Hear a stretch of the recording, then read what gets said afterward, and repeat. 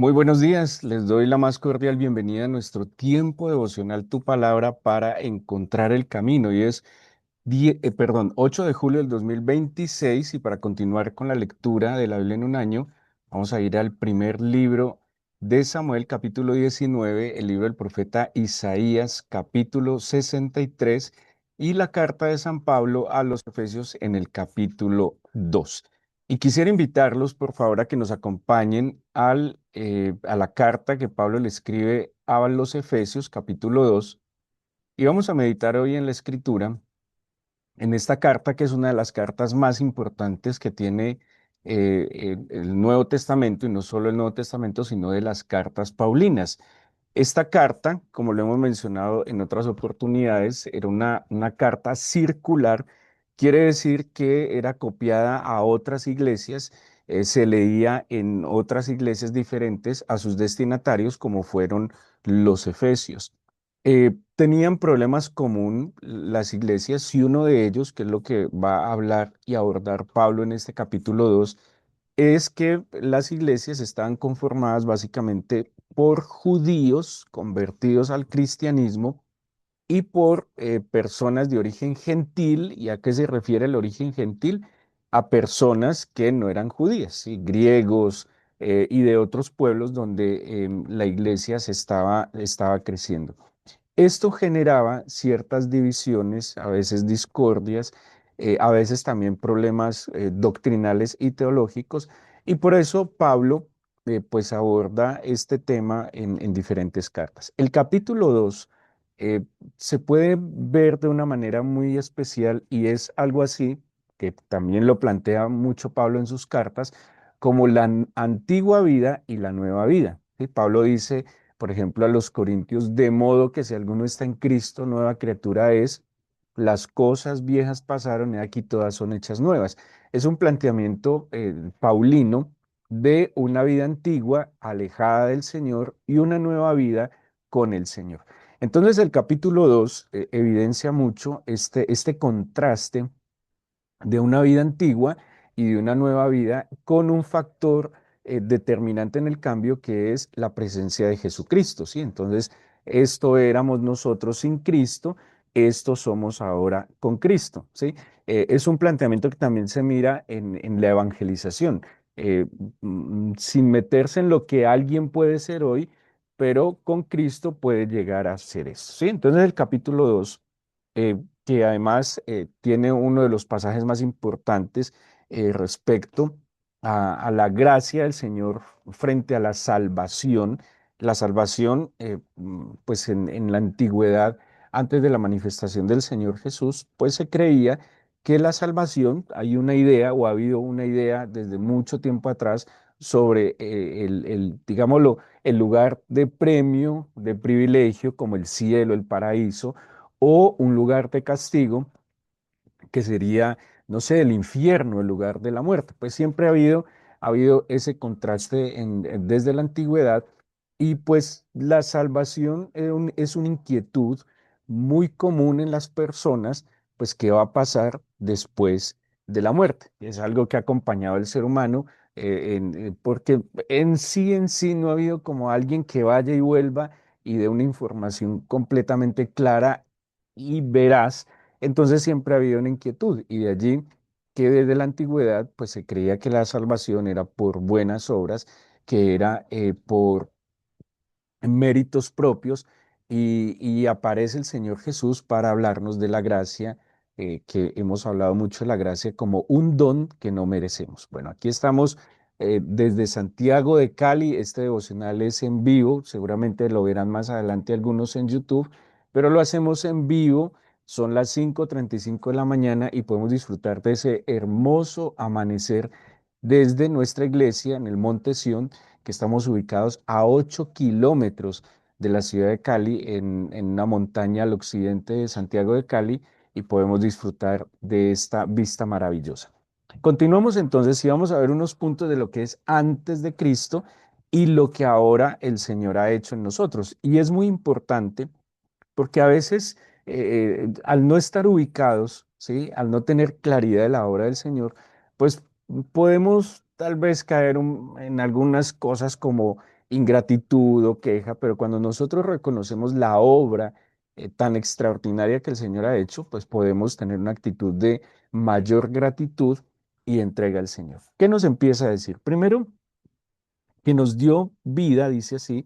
Entonces voy a leer primero lo que éramos antes y permítanme que me salte algunos versículos, pero para poder aprovechar este tiempo. Dice, estábamos muertos en nuestros delitos y pecados, eso está en el versículo 1, ojalá me estén acompañando con la Biblia abierta en Efesios capítulo 2, versículo 1, estábamos muertos en nuestros delitos y pecados, dice el versículo 2, pues que además andábamos en ellos en otro tiempo y ojo, siguiendo las corrientes de este mundo. Entonces, estábamos muertos, la muerte, dice Romanos 3:23, Romanos 6:23, que por cuanto todos pecaron están destituidos de la gloria de Dios, que la paga del pecado es la muerte, pero la dádiva del Señor es la vida eterna. Entonces, estando muertos en delitos y pecados, porque habíamos pecado contra el Señor, contra nosotros mismos, contra nuestros prójimos, además estábamos siguiendo la corriente de este mundo, ¿sí? Movidos por tendencias. Lo que Pablo llama la corriente o lo que le traduce la Reina Valera, para nosotros es hoy las tendencias, ¿sí? Que lastimosamente gobierna a muchos. Eso éramos en otro tiempo, dice Pablo. Dice, bueno, conforme al príncipe, la potestad del aire, el espíritu que ahora opera, ojo, en los hijos de desobediencia. Entonces éramos además hijos de desobediencia, entre los cuales también todos vosotros vivimos en otro tiempo en los deseos de nuestra carne, haciendo la voluntad de la carne y de los pensamientos. Entonces, ¿qué nos gobernaba a nosotros? Los deseos, las pasiones, ¿sí? ¿Cuál voluntad hacíamos? Hacíamos la voluntad de la carne y la mente, no solo la nuestra, porque lastimosamente al no, o sea, el ser humano fue creado, fue hecho para depender. El punto es, y la libertad que nos concede Jesucristo es que podamos decidir de quién dependemos. Y si nosotros en la luz del Espíritu, pues podemos discernir de quién nos conviene más depender, pues creería que la elección y la decisión sería depender de nuestro amado Señor Jesús, ¿sí? Así que Pablo está diciendo, antes, ¿quién nos gobernaba? Antes, ¿quién nos dirigía? Nuestros deseos, la voluntad de nuestra mente, la voluntad de nuestra carne. Y eso obviamente pues traía para nosotros, digamos, como lo dice el versículo 3, la ira de Dios. Éramos hijos de ira como los demás. El versículo 5 dice, aún estando muertos en pecados, nos dio vida juntamente con Cristo, por gracia sois salvos. Entonces mire lo que va describiendo San Pablo de la condición que nos determinaba en el pasado. Más adelante nos va a decir en el segundo bloque, en el versículo 11, que éramos incircuncisos. El tema de la circuncisión, para no entrar en muchos detalles, tiene que ver con la identidad. La circuncisión para el pueblo hebreo era como su cédula de identificación, ¿sí? Su cédula de ciudadanía. La circuncisión los identificaba como hijos del pacto, ¿sí? Y dice, nosotros estábamos sin identidad, para que no ahondemos en el tema, sin identidad. Además lo dice, estábamos sin Cristo, versículo 12, estábamos alejados de la ciudadanía de Israel y ajenos a los pactos de la promesa, sin esperanza y sin Dios en el mundo. ¿Cómo se vive? ¿Cómo vive alguien sin Dios y sin esperanza? Pues vive al día, ¿sí? Y vive al día como sobreviviendo, a ver qué va apareciendo, a ver qué va surgiendo, pero no hay un propósito claro, no hay una bitácora de vuelo, digámoslo así, una guía en el camino, sino que estamos reaccionando. Algo que no es muy bueno para la mente y el corazón es vivir de manera reactiva, ¿sí? Que todo es una reacción a un estímulo o a una situación que se está presentando. Es muy diferente reaccionar a la vida a vivir la vida conforme a un propósito. Y Pablo dice, nosotros vivíamos así, ¿sí? Movidos por pasiones, por deseos, por la voluntad de estos deseos, ojo, o la voluntad de los deseos de otro, ¿sí? Porque en la libertad que tenemos como seres humanos de decidir, pero teniendo en cuenta que fuimos creados para depender, pues a veces al decidir depender de alguien que nos puede esclavizar, va a traer consecuencias nefastas para nuestra vida. Entonces, eso es lo que éramos y lo plantea San Pablo antes de Cristo, ¿sí? Sin Dios, sin esperanza, alejados, sin identidad, ajenos a los pactos. Estábamos condenados, estábamos, mejor dicho, perdidos. Eso es lo que nos está diciendo la Escritura. Pero Pablo nos plantea también, y por eso les decía que este capítulo es muy importante, en lo que llama la teología sistemática como soteriología, que es el tema respecto a la salvación. El ser humano necesita ser salvo. Lo más preocupante es que muchos seres humanos, y tal vez nosotros en algún momento, no entendíamos qué era la salvación, no sabíamos que necesitábamos la salvación. Y es muy complicado cuando alguien sabe que le falta algo, pero no sabe que necesita.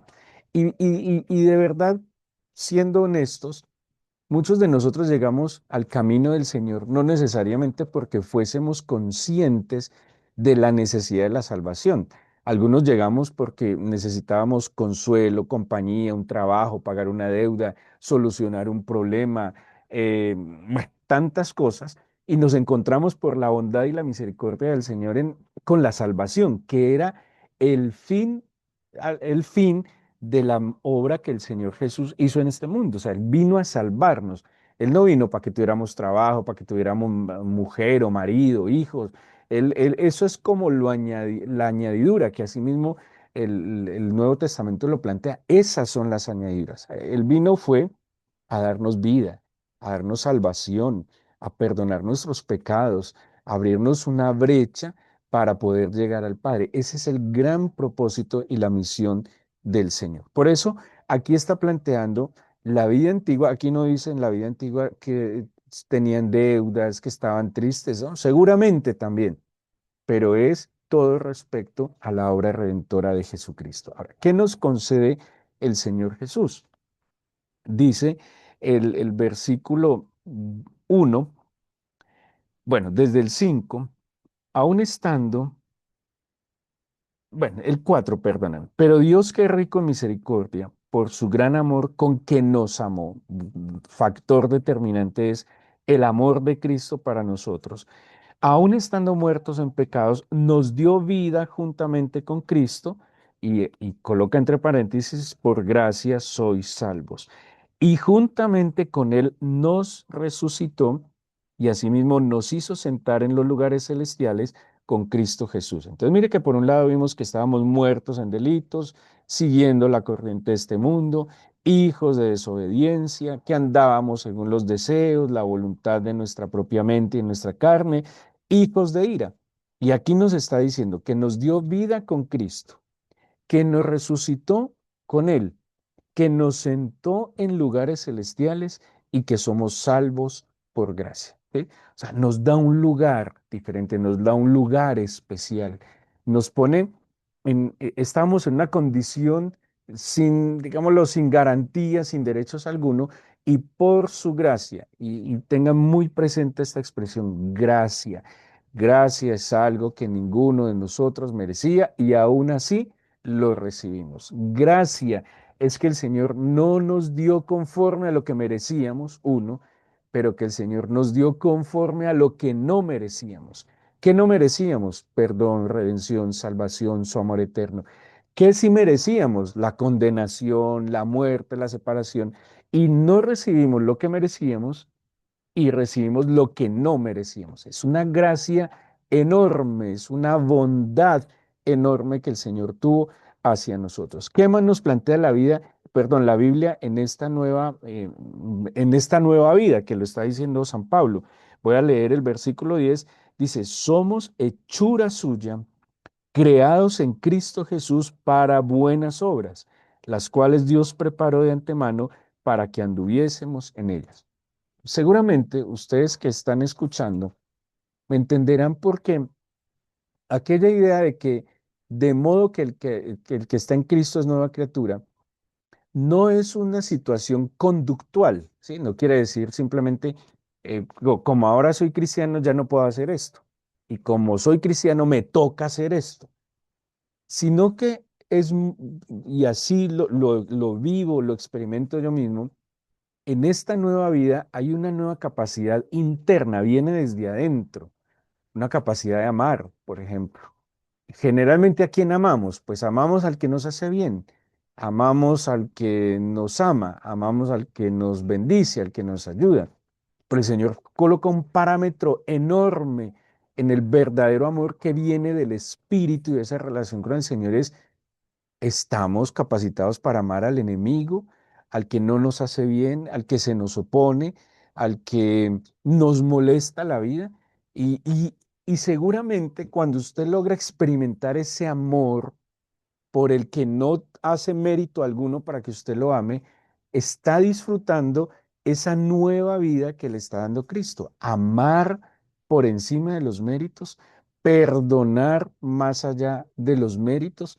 Eso es algo que no surge en las conductas, sino que surge en las actitudes por un nuevo corazón que nos fue dado. Un nuevo corazón para precisamente amar, perdonar, para poder agradecer, ¿sí? Entonces, no es que como yo soy cristiano ahora tengo que hacer esto, no. Como yo soy una nueva criatura en Cristo, simplemente mi sentir, mi parecer, mi postura frente a las cosas es diferente, ¿sí? Yo amo en libertad. Yo no amo porque tengo que amar, no, yo amo porque ahora el Señor está conmigo y Él, digámoslo de esta manera, ama a través de mí. El Señor está amando, sirviendo, perdonando a través de mí. Y es lo que Pablo nos está tratando de decir. Por eso todo parte, y ustedes han escuchado mucho esa expresión, el ser cristiano no es una religión, sino una relación. ¿Con quién? Primero con Cristo. Y esa relación con Cristo se proyecta en esa nueva relación que tenemos los unos con los otros. Pero, ¿qué sigue diciéndonos que nos concede el Señor? En el versículo 11 12, en aquel tiempo que estabais sin Cristo, alejados de la ciudadanía de Israel, ajenos a los pactos, sin esperanza, sin Dios, dice el 13, pero ahora en Cristo, vosotros que en otro tiempo estabais lejos, ahora son cercanos por la sangre de Cristo.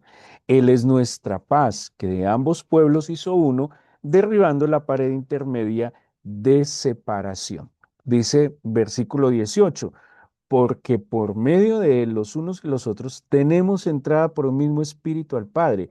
Así que ya no soy extranjero ni advenedizo, sino conciudadanos de los santos y miembros de la familia de Dios, edificados sobre el fundamento de los apóstoles y profetas, siendo la principal piedra del ángulo Cristo mismo, en quien todo el edificio bien coordinado va creciendo para ser un templo santo en el Señor. Pues mire todo lo que San Pablo nos está diciendo que es esta nueva vida.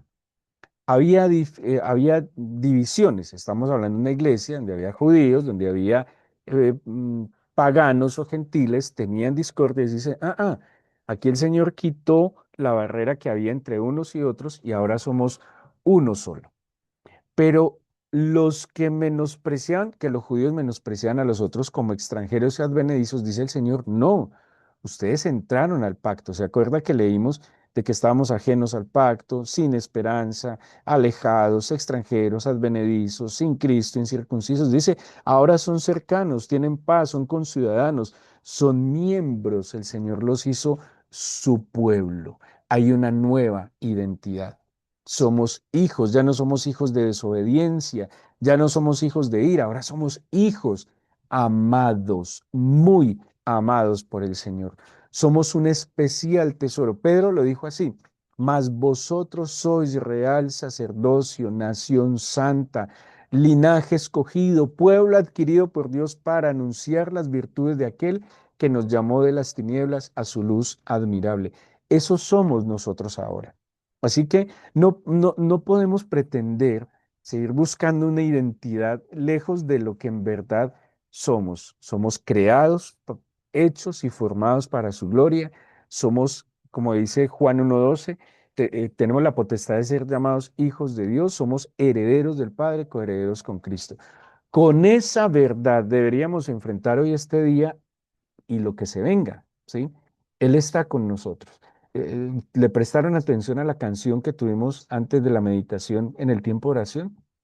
Estamos en el desierto, posiblemente, pero también en el desierto el Señor va a hablar, va a orar, porque Él prometió su presencia, por su gracia está con nosotros, y Él con nosotros somos mayoría y vamos a enfrentar lo que se venga para su gloria, para nuestro beneficio y para seguir disfrutando lo que nosotros somos en Cristo Jesús.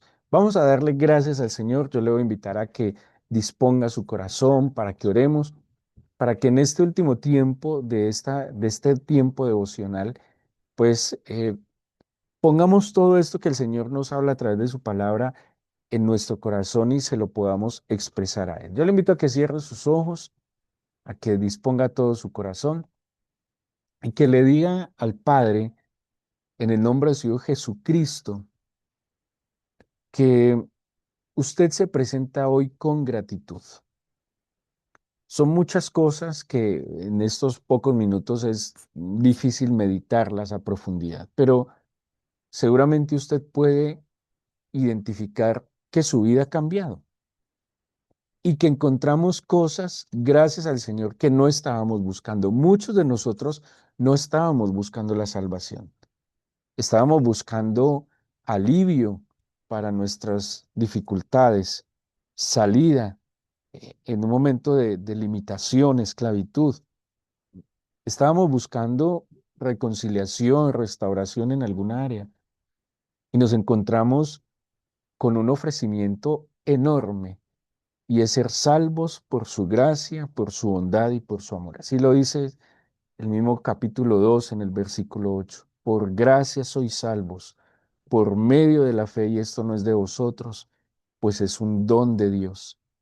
Y aquí estamos, Señor, completamente agradecidos, completamente, Señor, eh, determinados a creer, a confiar y a esperar en ti.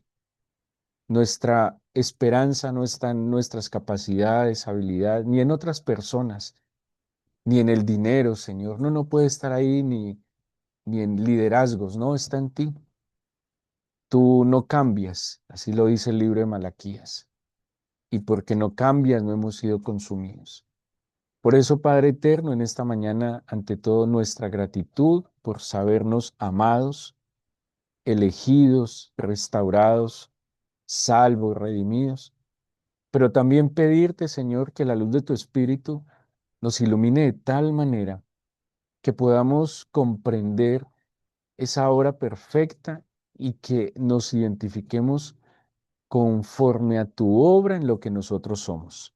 Hijos, hijos amados, conciudadanos, miembros de tu familia. Somos un solo pueblo, un templo santo edificado sobre el fundamento de los apóstoles, de los profetas y en el gran fundamento y piedra angular que eres tú, Señor Jesús.